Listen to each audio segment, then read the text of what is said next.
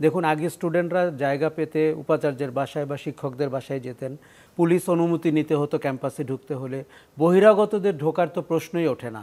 সেখানে আজকে বহিরাগতরা এবং পুলিশ একসাথে দাঁড়িয়ে থাকছেন এবং সাধারণ শিক্ষার্থীদের উপর আক্রমণ করছেন এবং উপাচার্য তার বাসায় ঢুকতে দিচ্ছেন না, এবং কিছু সরকার সমর্থক শিক্ষকরা সেটিকেও প্রশ্রয় দিচ্ছেন। এই যদি হয়, শুধু যে জাহাঙ্গীরনগরের অবস্থা তা কিন্তু না, ঢাকা বিশ্ববিদ্যালয় ও দেশের অন্যান্য বিশ্ববিদ্যালয়ের একই অবস্থা।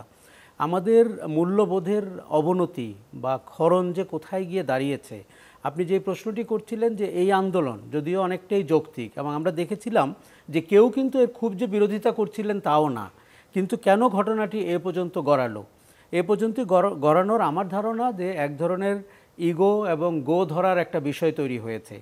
আপনি দেখুন, একেবারে সাম্প্রতিক সমস্যাটি শুরু হয়েছে মাননীয় প্রধানমন্ত্রীর প্রেস কনফারেন্সে বক্তৃতা থেকে, এবং সেখান থেকেই রাতের বেলা আমরা ক্যাম্পাসে দেখেছি। এখন আপনি একটি যৌক্তিক আন্দোলন, সেটা আমরা 6 বছর আগেও দেখেছি কি করে মেনে নেওয়া হয়েছে। কেউ কিন্তু চায়নি কোটা একেবারে বাতিল করা হোক, কিন্তু প্রধানমন্ত্রী বলেছেন কোটা বাতিল করে দেওয়া হবে। ওই সময়ের ওই সিদ্ধান্তটিকেও আমাদের মনে হয়েছিল যে উনি হয়তো আবেগপ্রবণ হয়ে সিদ্ধান্তটি নিচ্ছেন, ক্ষুব্ধ হয়ে নিচ্ছেন, সেটিরও দরকার ছিল না।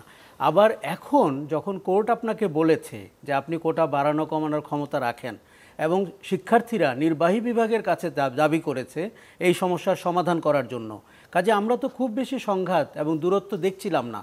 কিন্তু যদি আপনি কোনো অধিকারের দাবিকে আপনি মুক্তিযোদ্ধা এবং রাজাকারের বিতর্কের মধ্যে নিয়ে যান, এবং সেখানে যদি প্রতিপক্ষ দাঁড় করিয়ে ফেলেন, আজকের যে 22 বছর বয়সী ছেলে যার বাবাও হয়তো মুক্তিযুদ্ধের পরে জন্ম নিয়েছেন, তাদেরকে যদি ঘন ঘন শুনতে হয় যে তারা রাজাকার, তারা তাদের অধিকার আদায় করতে গেলে, দেখুন এটি দলীয় সমর্থক অনেককে আমরা বলতে শুনছি, আর আমাদের এক ধরনের অন্ধত্ব পেয়ে বসেছে।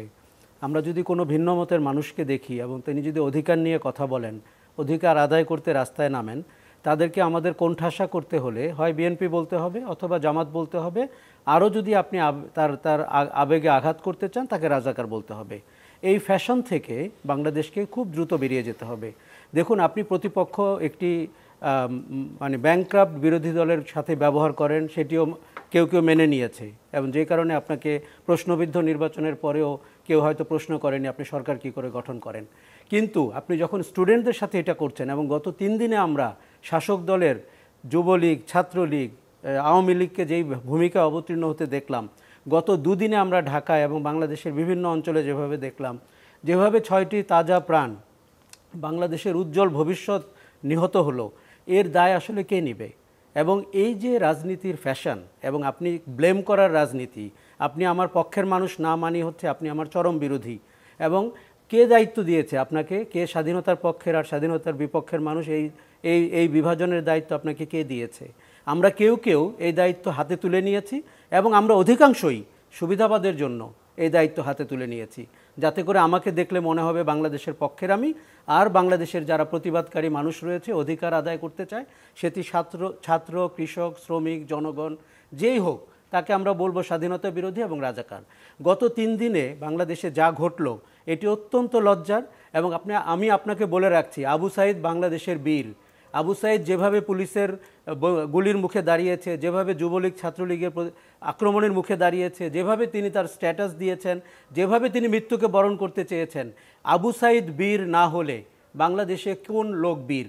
আজকের দিনে আমি আবু সাইদকে স্মরণ করতে চাই বাংলাদেশের প্রতিবাদের অন্যতম নায়ক হিসাবে। এবং যারা মৃত্যুবরণ করেছেন, যারা যুবলীগ ছাত্রলীগের হাতে মারা গেছেন, পুলিশের গুলিতে মারা গেছেন, তাদের এই লাশের দায়িত্ব সরকারকে নিতে হবে, এবং সরকারকে বলতে হবে যে জনগণ তার অধিকার আদায় করতে গেলে রাজপথে তার রক্ত দিতে হচ্ছে কেন। দেখুন, কোটা আদায়ের ব্যাপারে আমরা কিন্তু যৌক্তিক সমাধানের দিকেই দেখছিলাম, এমনকি আদালত কিন্তু আপনাকে যৌক্তিক সমাধানের পথ বাতলেও দিয়েছিলেন। কিন্তু আপনি যদি রাজনৈতিক গো ধরে বসে থাকেন, আপনি যদি কোনো মানুষের মতামতকে শ্রদ্ধা করতে না জানেন, এবং আপনি যদি কারো ভিন্ন মতকে মনে করতে থাকেন আপনার চরম শত্রু, তাহলে আপনি যেই আচরণ করতে পারেন, বাংলাদেশ রাষ্ট্র গত 3 দিন তাই করলো। কিন্তু এখন সরকারের নীতি প্রণয়ন যে কত ভঙ্গুর, কত বিপদগামী এবং কত মায়োপিক, আপনি গত 3 দিনে সেটি দেখতে পেলেন। এবং আমার ধারণা ছাত্ররা কোটার দাবির বাইরে গিয়ে এখন রাষ্ট্রযন্ত্র নিয়ে প্রশ্ন করবে, নির্বাচন নিয়ে প্রশ্ন করবে, গণতন্ত্র নিয়ে প্রশ্ন করবে, মানবাধিকার নিয়ে প্রশ্ন করবে, আইনের শাসন নিয়ে প্রশ্ন করবে। এই বয়স প্রশ্ন করার, এই বয়স সাহস দেখানোর, এই বয়স প্রতিবাদ করার। আমরা যারা ঘরকুনো হয়ে গেছি, আমরা যারা বোবা সোসাইটিতে অভ্যস্ত হয়ে গেছি, আমরা যারা বিভিন্ন পাওনা আদায় করতে গিয়ে আমাদের লাভ লোকসান হিসাব করতে গিয়ে চুপ করে থাকতে শিখেছি, তারা এখনও সেটি শেখেনি এবং আমরা রাজপথে সেটিই দেখতে পাচ্ছি। এখন আপনি যেভাবে ছাত্রীদেরকে আক্রমণ করেছেন ঢাকা বিশ্ববিদ্যালয়ের শিক্ষকদের উচিত ছিল না রাজপথে নেমে আসার? এই ছাত্রীরা কি তাদের ছাত্রী না? এটি যদি অন্য কোনো আমলে হতো তারা কি ঘরে বসে থাকতে পারতেন? আপনি যেভাবে আক্রমণ করেছেন ঢাকা মেডিকেল কলেজের ভেতরে গিয়ে, মেট্রো রেলের ভেতরে গিয়ে, বেসরকারি বিশ্ববিদ্যালয়ের অঙ্গনে গিয়ে, জাহাঙ্গীরনগর বিশ্ববিদ্যালয়ের রাতের অন্ধকারে মধ্যরাতে, এটি কোন সভ্যতাকে আপনি 2024 সালে দেখাচ্ছেন? আর এরা কি ফৌজদারি অপরাধ করছেন না? যারা অস্ত্র নিয়ে নেমেছেন, যারা লাঠি নিয়ে নেমেছেন, যারা পিস্তল নিয়ে নেমেছেন, তাদেরকে আপনি আইনের আওতায় আনছেন না কেন? তাদেরকে আইনের আওতায় না এনে আপনি কোন আইনের শাসনের কথা বলছেন? আপনি যখন ঢাকা মেডিকেল কলেজে অসুস্থ রোগীদের উপরে, অসুস্থ আহত শিক্ষার্থীদের উপরে আবার আক্রমণ করেন, আপনি তো মানবতা বিরোধী অপরাধ করছেন। আপনি অন্যের মানবতা বিরোধী অপরাধ বোঝেন, আপনার নিজের মানবতা বিরোধী অপরাধ বোঝেন না? আমি মনে করি বাংলাদেশের ছাত্রদের পক্ষে মানুষের এখন দাঁড়ানো উচিত এবং ছাত্রদের এই অধিকারের পক্ষে দাঁড়ানো উচিত। এটি বাংলাদেশের অধিকার, শুধু শিক্ষার্থীরা চাচ্ছে তা না। কোটা আমাদের যোগ্যতার ভিত্তিতে সব পদবি, বিশেষ করে সরকারি চাকরিতে। দেখুন, সরকারি চাকরিজীবীরা এমনিতেই অনভ্যস্ত হয়ে গেছেন, তারা যে রাষ্ট্রের কর্মচারী এটি উপলব্ধি করতে। তারা সরকারের কর্মচারী মনে করেন, কখনো কখনো তারা দলের কর্মচারী মনে করেন। এই রাষ্ট্রকে যদি আপনি একটি নিয়ন্ত্রিত মাত্রায় ভারসাম্যমূলক করতে চান, আপনাকে নিয়োগ পদ্ধতির দিকে তাকাতে হবে। আপনাকে যোগ্যতার ভিত্তিতে বাংলাদেশ রাষ্ট্রের কর্মচারীদেরকে নিয়োগ করতে হবে এবং সেটি যেই অঙ্গন থেকেই দাবি আসুক সেটাকে আপনি আদায় করতে হবে। যেই ছাত্রদেরকে আমরা গত 1-1.5 মাস রাজপথে দেখতে পাচ্ছি, তাদের পক্ষে কে রয়েছে? তাদের পক্ষে জাতীয় সংসদের যে সদস্যরা রয়েছেন, কে কথা বলেন? তাদের কোনো প্রতিনিধিত্ব নাই। তাদের বিশ্ববিদ্যালয় অঙ্গনের সংসদগুলো কাজ করে না এবং বিশ্ববিদ্যালয়ের এখন পরিবেশ কি আমরা জানি। কোন রাজনৈতিক দল, কোন সংগঠন হল নিয়ন্ত্রণ করেন, বিশ্ববিদ্যালয় নিয়ন্ত্রণ করেন, সেখানে আপনার কথা বলার সুযোগ কোথায়?